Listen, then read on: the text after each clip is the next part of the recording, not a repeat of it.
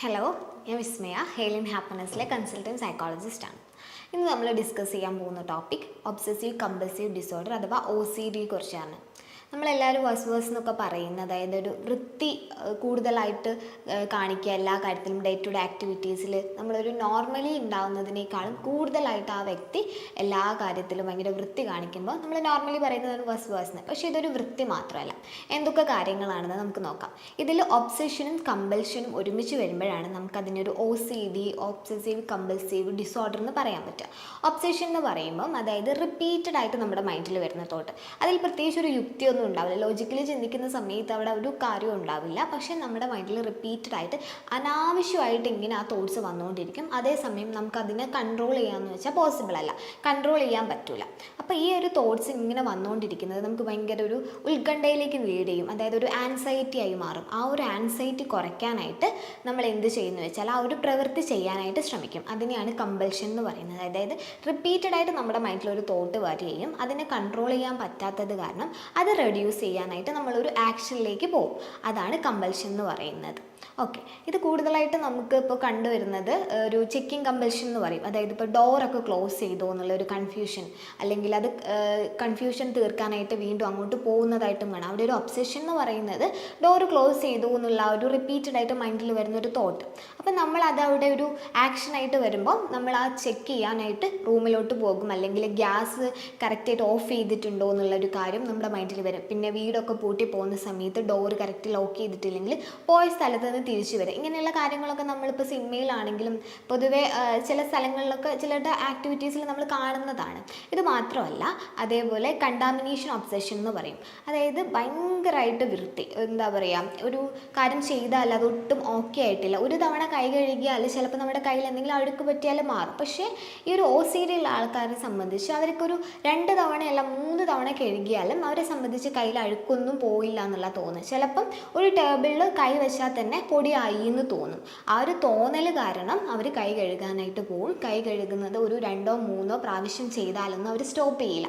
ഒരു 10 തവണയെങ്കിലും ചെയ്താൽ മാത്രമേ അതൊരു വൃത്തിയായി എന്ന് അവരെ സംബന്ധിച്ച് തോന്നും. ഒരു പൊടി കയ്യിൽ പറ്റിയാൽ ഒരു 2-3 തവണ കഴുകിയാൽ അത് മാറി. പക്ഷെ അവരത് മനസ്സിലാക്കുന്നില്ല.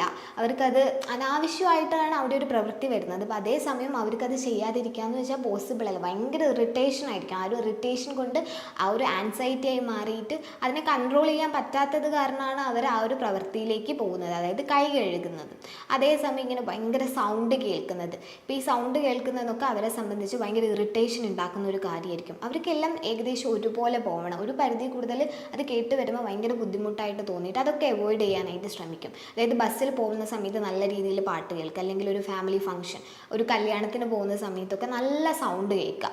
അപ്പോൾ ആ സൗണ്ട് അല്ലെങ്കിൽ ആ ഒരു ക്രൗഡിൻ്റെ ആ ഒരു ശബ്ദമൊക്കെ കേൾക്കുമ്പോൾ, അല്ലെങ്കിൽ ഒരു പാട്ട് വെച്ച് കേൾക്കുന്ന സമയത്ത് ഭയങ്കര ബുദ്ധിമുട്ടായിട്ട് മാക്സിമം ആ സിറ്റുവേഷൻ അവോയ്ഡ് ചെയ്യാൻ തോന്നും. അതായത് അവിടെ ഒരു ഒബ്സഷൻ എന്ന് പറയുന്ന റിപ്പീറ്റഡ് ആയിട്ട് അവരുടെ മൈൻഡിൽ ഇത് കേൾക്കുമ്പോൾ ഒരു ഇറിറ്റേഷൻ ഉണ്ടാവുകയും ആ ഒരു ഇറിറ്റേഷൻ അത് ഒഴിവാക്കാനായിട്ട് ആ ഒരു സിറ്റുവേഷനാണ് അവിടെ അവോയ്ഡ് ചെയ്യുന്നത്. അവിടെ നമുക്ക് കമ്പൽഷനായിട്ട് വരുന്നത് ആ ഒരു സിറ്റുവേഷൻ അവർ അവോയ്ഡ് ചെയ്യുകയാണ്. മാക്സിമം അവിടെ ഒരു അവോയ്ഡൻസ് ആണ് ഉണ്ടാകുന്നത്. നമുക്ക് എല്ലാ രീതിയിലും അവിടെ ഒരു ആക്ഷൻ എന്ന് പറയുമ്പം ഇപ്പോൾ കൈ കഴുകുന്ന സമയത്ത് നമ്മൾ അത് എന്താണ് റിപ്പീറ്റഡ് ആയിട്ട് വീണ്ടും വീണ്ടും ഒരു 2 തവണ കഴുകേണ്ടതാണ്, ഒരു 10 തവണ കഴുകും.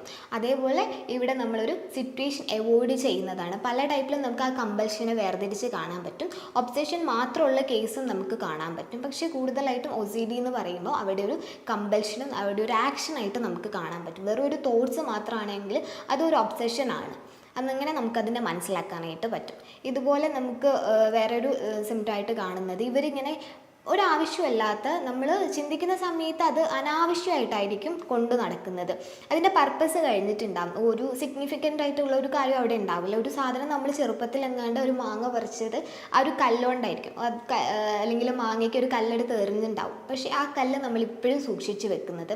അതുപോലെ പണ്ടെങ്ങാനും ഉപയോഗിച്ച എന്തെങ്കിലും ഒരു മുത്ത്, ആ മുത്തിൻ്റെ ഉപയോഗം കഴിഞ്ഞിട്ടുണ്ടാകും. അതിപ്പോൾ നമുക്കൊരു ആവശ്യം ഉണ്ടാവില്ല. പക്ഷെ അങ്ങനത്തെ കാര്യങ്ങളൊക്കെ അവിടെ ഈ തോട്ട്സാണ്. അതിങ്ങനെ കരുതി വെക്കണം എന്നുള്ള ഒരു തോട്ട്സ് കാരണം അതൊക്കെ അവിടെ ഹോൾഡ് ചെയ്തുകൊണ്ട് വെക്കുക. അത് നല്ല എന്താണ്, അവർ ഭയങ്കര പ്രഷ്യസ് ആയിട്ട് കൊണ്ട് നടക്കുന്ന കാര്യമായിരിക്കും. ഇത് നമുക്ക് എല്ലാ രീതിയിലും ജനറലൈസ് ചെയ്യാൻ പറ്റില്ല. കാരണം ചിലർ ആ ഒരു സാധനത്തോടുള്ള ഒരു ഇമോഷണൽ കണക്ഷൻ്റെ ബേസിൽ കൊണ്ട് നടക്കുന്നുണ്ട്. ചിലപ്പോൾ നല്ല കാർഡ്സ് ആയിരിക്കും, അല്ലെങ്കിൽ എന്തെങ്കിലും നമുക്ക് ആരും ഗിഫ്റ്റ് ചെയ്തതായിരിക്കാം, അല്ലെങ്കിൽ ഏതെങ്കിലും ഒരു മൊമെൻറ്റിൽ ആരെങ്കിലും നമ്മളോട് പറഞ്ഞ എന്തെങ്കിലും കാര്യം അത് സംബന്ധിച്ചിട്ടുള്ള എന്തെങ്കിലും ഒരു ഗിഫ്റ്റോ എന്തെങ്കിലും ഒരു സാധനമൊക്കെ ആണെങ്കിൽ നമ്മളത് കൊണ്ടുവയ്ക്കും. അത് അതിനോട് നമുക്കൊരു ഇമോഷണൽ കണക്ഷൻ അറ്റാച്ച്മെൻ്റ് ഉണ്ട്. അതല്ലാതെ ഒരു കാര്യവും ഇല്ല, അനാവശ്യമായിട്ട് ഒരു കാര്യം ഇങ്ങനെ നമ്മൾ സൂക്ഷിച്ച് വെക്കുന്നുണ്ടെങ്കിൽ അതും OCDയുടെ ഒരു ഭാഗമാണെന്ന് നമുക്ക് മനസ്സിലാക്കാനായിട്ട് പറ്റും. അതുപോലെ ഒരു റിലീജിയസ് തോട്ടിൻ്റെ ബേസിലാണെങ്കിൽ ഇപ്പോൾ അമ്പലത്തിലൊക്കെ ഒരു പ്രദക്ഷിണം വെക്കുവാണെങ്കിൽ ഒരു 5 തവണ വെക്കേണ്ടതായിരിക്കും. പക്ഷേ ഇവർക്കൊരു ഡൗട്ട്, ഞാൻ 5 തവണ വെച്ചിട്ടില്ല എന്ന് കരുതിയിട്ട് ഒരു 10 തവണ വീണ്ടും കറങ്ങാനായിട്ട് ശ്രമിക്കും. അതുപോലെ പ്രാർത്ഥിക്കുന്ന സമയത്താണെങ്കിലും വൃത്തിയായിട്ടില്ല എന്ന് കരുതിയിട്ടൊക്കെ വീണ്ടും കുളിക്കാനായിട്ട് ശ്രമിക്കുക. അതേപോലെ ഇപ്പം നിസ്കരിക്കുകയാണെങ്കിലും അപ്പം അത് കറക്റ്റായിട്ട് ചെയ്തിട്ടില്ല എന്ന് കരുതിയിട്ട് വീണ്ടും വീണ്ടും ചെയ്യാനായിട്ട് ശ്രമിക്കുക. അങ്ങനെയുള്ള റിലീജിയസ് ഒബ്സെഷനും നമുക്ക് കാണാൻ പറ്റും, അതിൻ്റേതായിട്ടുള്ള കമ്പൽഷനും നമുക്ക് കാണാൻ പറ്റും. അതുപോലെ നമുക്ക് കാണാൻ പറ്റുന്നതാണ് ഇപ്പം കുളിച്ചിട്ട്, നേരത്തെ കണ്ടാമിനേഷൻ ഒബ്സെഷനിൽ നമ്മൾ പറഞ്ഞതുപോലെ കുളിക്കുന്ന സമയത്ത് ഇപ്പോൾ വൃത്തിയായില്ല എന്ന്, കൈ കഴുകുന്നത് പോലെ കുളിച്ചിട്ട് വൃത്തിയായില്ല എന്ന് തോന്നിയിട്ട് ആ ആൾ ഒരു 10 തവണയെങ്കിലും ഡെയിലി കുളിക്കാനായിട്ട് ശ്രമിക്കും. അതായത് അയാൾക്ക് തന്നെ അറിയാം ഞാൻ കുളിച്ചിട്ട് വൃത്തിയായിട്ടില്ല എന്ന്. അപ്പോൾ വീണ്ടും വീണ്ടും കുളിക്കാനായിട്ട് അയാൾ ശ്രമിക്കും. ഇപ്പോൾ ടൈം തന്നെ ഒരു ഡെയിലുള്ള പകുതി സമയം അല്ലെങ്കിൽ 3/4 ഭാഗവും കുളിക്കാനായിട്ട് പോകും. OCD ആൾക്കാർക്ക് നമുക്ക് കാണാൻ പറ്റുന്നത് ഇവർക്ക് പ്രത്യേകിച്ച് കാര്യങ്ങളൊന്നും ചെയ്യാൻ പറ്റില്ല പ്രോപ്പറായിട്ട്. ആ ഒരു ഡെഡ് ലൈൻ്റെ ഉള്ളിൽ ഇപ്പോൾ എന്തെങ്കിലും വർക്ക് സബ്മിറ്റ് ചെയ്യാനുണ്ടെങ്കിൽ, സ്റ്റുഡൻസിനാണെങ്കിൽ എന്തെങ്കിലും ഹോംവർക്ക്സ് ഉണ്ടെങ്കിലും ക്ലാസ്സിൽ റെഗുലറായിട്ട് ചെയ്യേണ്ട കാര്യങ്ങളൊന്നും റെഗുലർ ആയിരിക്കില്ല. കാരണം ഇവരുടെ ഒരു പകുതി അല്ലെങ്കിൽ 1/4 ടൈം ഇങ്ങനത്തെ കാര്യങ്ങൾക്ക് വേണ്ടിയിട്ടായിരിക്കും മാറ്റി വയ്ക്കുന്നത്. അതുകൊണ്ട് തന്നെ എല്ലാവർക്കും പെൻഡിങ് ആയിരിക്കും. ഇപ്പോൾ കുളിക്കാനായിട്ട് ഇത്ര സമയം ഉപയോഗിക്കും, അതുപോലെ തന്നെ ബ്രഷ് ചെയ്യാൻ ചിലപ്പോൾ 1 hour എടുക്കും, അത് രാത്രിയും 1 hour എടുക്കും. കുളിക്കാൻ ഇപ്പോൾ ഒരു അരമണിക്കൂർ എടുത്തിട്ടുണ്ടാകും. ചിലപ്പോൾ ആ സോപ്പ് അവർ ഉപയോഗിച്ച് കഴിഞ്ഞാൽ അവിടെ വീണ്ടും ആ സോപ്പ് വെക്കാനൊക്കെ ഭയങ്കര ബുദ്ധിമുട്ടായിരിക്കും. അപ്പോൾ ആ സോപ്പ് എടുത്ത് മാറ്റും. പിന്നെ അവിടെ സോപ്പിൻ്റെതായിട്ടുള്ള എന്തെങ്കിലും കണ്ടാൽ ഭയങ്കര ബുദ്ധിമുട്ട്.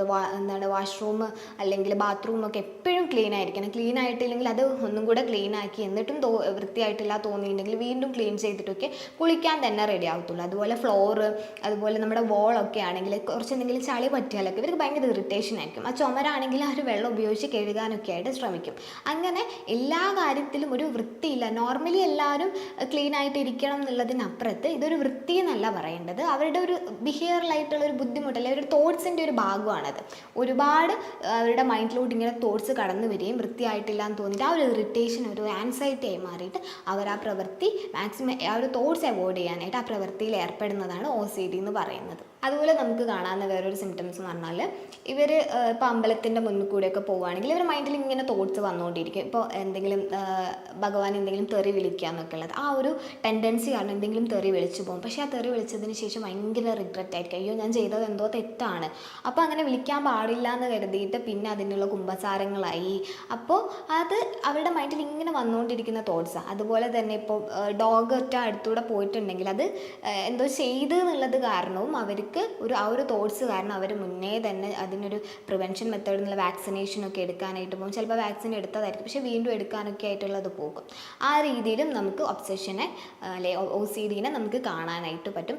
ഇത്തരം കേസുകളൊക്കെ നമുക്ക് നോർമലി കാണുന്നത് ചിലപ്പോൾ ചെറിയ സിംറ്റംസ് ഒക്കെ നമ്മൾ കാണുമ്പോൾ അതൊന്നും ഒരു OCD എന്ന് പറയാൻ പറ്റില്ല. കാരണം ഒരു വൃത്തി എന്നുള്ളതിനപ്പുറത്ത് ആ ആളുടെ ഡേ ടു ഡേ ലൈഫിനെ നല്ല രീതിയിൽ നെഗറ്റീവായിട്ട് ബാധിക്കുന്നുണ്ടോ നോക്കുക. അയാൾക്ക് പ്രോപ്പറായിട്ട് അയാളുടെ ആക്ടിവിറ്റീസ് ഒന്നും ചെയ്യാൻ പറ്റുന്നില്ല, മുഴുവൻ സമയവും ഇങ്ങനത്തെ ഓരോ കാര്യങ്ങളിലാണ് ടൈം സ്പെൻഡ് ചെയ്യേണ്ടത്. ആൾക്ക് വൃത്തിയായി എന്ന് തോന്നില്ല, ആൾക്ക് പല തോട്ട്സ് ചെക്ക് ചെയ്യണമെന്ന് തോന്നുക, അല്ലെങ്കിൽ ഇങ്ങനത്തെ റിലീജിയസ് ഒബ്സെഷൻ വരുക, അല്ലെങ്കിൽ കുറേ കാര്യങ്ങൾ ആവശ്യമില്ലാത്ത കാര്യങ്ങൾ ഇങ്ങനെ ശേഖരിച്ചുകൊണ്ട് വരിക. പിന്നെ എന്തെങ്കിലും കാര്യങ്ങൾ ഇങ്ങനെ കരുതി വെക്കുന്ന സ്വഭാവം എല്ലാം എപ്പോഴും ഒരു ഭയങ്കര പെർഫെക്ഷൻ ആണെന്നും അയാൾക്ക് തോന്നുന്നുണ്ടെങ്കിൽ നമുക്ക് പറയാം ഇയാൾക്കൊരു OCD ഉള്ളതാണെന്ന്. ഒരു കേസ് ഞാൻ പറയാം. അതായത് തൊട്ട് മുന്നേ ക്ലിനിക്കിൽ വന്നൊരു കേസായിരുന്നു. അപ്പോൾ ആ ഒരു ഹസ്ബൻഡ് ആൻഡ് വൈഫാണ് വന്നത്. അപ്പം ഭാര്യ എൻ്റെ അടുത്ത് പറഞ്ഞൊരു കാര്യം എന്ന് വെച്ചാൽ ഹസ്ബൻഡിന് ഒട്ടും വൃത്തിയില്ല, ആൾ വലിയ തേക്കാനൊന്നും അധികം സമയം എടുക്കില്ല, കുളിക്കൂല, ഡ്രസ്സൊക്കെ ആണെങ്കിലും അലക്കിയിട്ട് ഇടുന്നത് ഒരു അലക്കി ആറിയിട്ടത് സ്ഥലം എന്ന് വെച്ചാൽ ഭയങ്കര വൃത്തികേടായിട്ടായിരിക്കും ഉണ്ടാവുക. അങ്ങനെ നീറ്റായിട്ടൊന്നും കണ്ടില്ല. ബെഡ്റൂം ആണെങ്കിലും പിന്നെ ഫ്ലോറൊക്കെ ആണെങ്കിലും എപ്പോഴും വൃത്തികേടാണെന്നുള്ള കാര്യമൊക്കെ. അപ്പോൾ ഞാൻ ഹസ്ബൻഡുമായിട്ട് സംസാരിച്ച സമയത്ത് മനസ്സിലായത്, അപ്പോൾ ഈ ഭാര്യയ്ക്ക് ഒരു തവണ കുളിക്കുന്നതോ അല്ലെങ്കിൽ ഒരു 10 മിനിറ്റ് 15 മിനിറ്റ് പല്ല് തേക്കുന്നതൊന്നുമല്ല. ഇവർ ഭാര്യ ഒരു മണിക്കൂറാണ് ഡെയിലി പല്ല് തേക്കാൻ രാവിലെ ഉപയോഗിക്കാം. അതേപോലെ രാത്രിയും അതേ ടൈം എടുക്കും. കുളിക്കുക എന്ന് പറഞ്ഞാൽ 3 നേരം കുളിക്കും. ഓരോ സമയവും ഒരു 1.5 മണിക്കൂർ എടുത്തിട്ടാണ് കുളിക്കുക. ഇപ്പോൾ ഫ്ലോറൊക്കെ ഡെയിലി ഇപ്പോൾ ഒരാൾ റൂമിലോട്ട് വന്നാൽ വീട്ടിലോട്ട് വന്നാൽ ആൾ പോയതിന് ശേഷം വീണ്ടും വൃത്തിയാക്കും, കഴുകും. അപ്പോൾ ബാത്റൂം പുറത്തുനിന്ന് ഒരാൾ യൂസ് ചെയ്താൽ ആൾ പോയി കഴിഞ്ഞതിന് ശേഷം അതെല്ലാം ക്ലീൻ ചെയ്തിട്ട് മാത്രമേ ഇയാൾ കയറത്തുള്ളൂ. അതുപോലെ ബെഡ്റൂം ആണെങ്കിൽ ഡെയിലി അടിച്ചുവാരി ക്ലീൻ ചെയ്ത് വീണ്ടും ബെഡ്ഷീറ്റ് ഡെയിലി മാറ്റും. ഈ രീതിയിലായിരുന്നു ഭാര്യയുടെ ഒരു ബിഹേവിയർ എന്ന് പറഞ്ഞാൽ. ആക്ച്വലി നമ്മളപ്പോൾ സംസാരിച്ചപ്പോഴാണ് ആൾക്ക് ഒരു OCD ഉണ്ട്. ഇപ്പോൾ ഹസ്ബൻഡിന് ഒരു പ്രശ്നമാണെന്ന് പറഞ്ഞായിരുന്നു ഭാര്യ ക്ലിനിക്കിൽ വന്നത്. പക്ഷേ നമ്മൾ സംസാരിച്ച സമയത്ത് ഡയഗ്നോസ് ചെയ്തത് ഭാര്യയ്ക്കാണ് ആക്ച്വലി ഒരു പ്രശ്നമുള്ളത്, ആൾക്കൊരു OCD ട്രേറ്റ് ആണെന്നുള്ളത്. ഇത്തരം കേസുകൾ നമ്മൾ കണ്ടാൽ ഒരു സൈക്കോളജിസ്റ്റിനെ റെഫർ ചെയ്യാണ് വേണ്ടത്. അപ്പോൾ അതിന് വേണ്ട ട്രീറ്റ്മെൻറ്റും കാര്യങ്ങളൊക്കെ എടുത്തിട്ട് നമുക്ക് ഇത് മാറ്റിയെടുക്കാൻ പറ്റുന്നതായിട്ടുള്ള ഒരു ഇഷ്യൂ ആണ്. അപ്പം വേണ്ട വിധത്തിലുള്ളൊരു കൺസൾട്ടൻറ്റ് സൈക്കോളജിസ്റ്റിനെ നമ്മൾ റെഫർ ചെയ്ത് കൊടുക്കുക. ഓക്കെ, അപ്പോൾ ഇതുപോലുള്ളൊരു ഇൻഫോർമേറ്റീവ് വീഡിയോ ആയി നമുക്ക് വീണ്ടും കാണാം. Thank you.